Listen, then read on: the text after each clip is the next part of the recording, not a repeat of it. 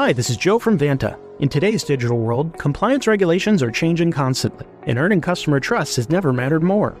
Vanta helps companies get compliant fast and stay secure with the most advanced AI, automation, and continuous monitoring out there.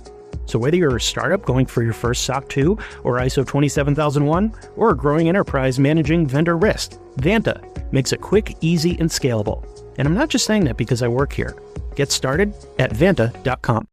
Hey, y'all. As a growing family, my husband and I love game night, especially when it's Wayfair edition. Let's do it. You gotta name as many Wayfair furniture and decor categories as you can. Ready? Go. Sofas, bar stools, beds, ottomans, outdoor seating, bookshelves, kitchen tables, garden sheds, mid-century modern lamps. Time. Nice. You got 9 out of a lot. Not too bad. Keep practicing by visiting wayfair.com, where you can shop every style for every home. Wayfair, every style, every home. This is Optimal Work Daily. Can't find a dream job? Create your own. Part 1 by Leo Babauta of zenhabits.net. I was once unemployed, and I know the debilitating depression and the feelings of frustration and helplessness that can come with that. I've been stuck in a job I hate, and I felt imprisoned, trapped doing work that bored me while following orders of others and helping them achieve their goals. Those times were less than ideal. In fact, those were some of the worst periods in the story of my life. Luckily, I rose above those traps, but I have to admit, it wasn't easy. The solution has been one of the most liberating, empowering, joyous things in my life. I wanted to share that little secret with those of you who are having a hard time finding a job or who feel trapped in a job you hate. Create your own dream job. Don't wait for someone to hand it to you. Don't hope that you'll win the lottery. Don't give up and consign yourself to a fate of misery and, worse, dullness. Create your job. It might sound far-fetched for some of you, while others have already done it, but it's very possible. Not easy, mind you. It takes hard work and smarts and passion and a crap ton of learning and a willingness to take risks and make mistakes. If that sounds like you, listen on. If not, stop listening. Your big idea. You might already know this, but if you haven't given it much thought, start to consider, what do you truly love doing? What are you passionate about? If you're lucky, you'll have multiple answers. If you have no answers, it's time to start finding things to be passionate about. If you have multiple answers, just choose one, or find ways to combine two of them.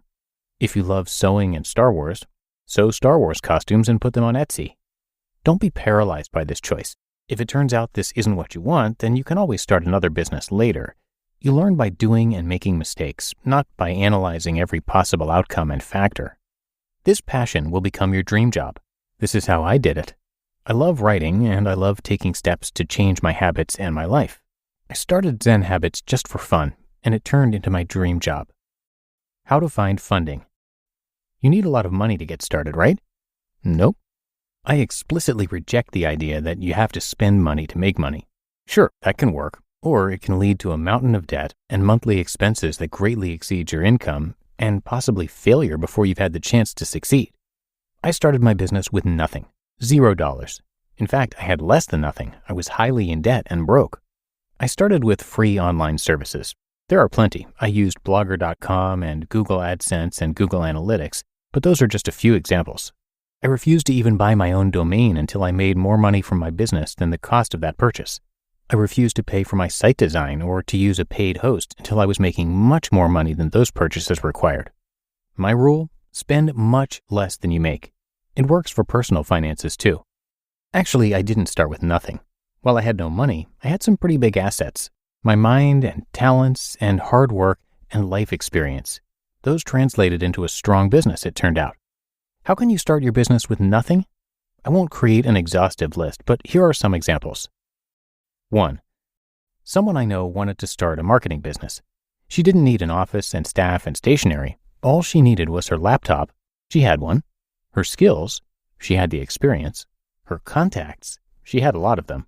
And for people to know she was out there. And for that last bit, it just takes some marketing skills. Hit businesses up and offer her services. Network online and gain clients that way.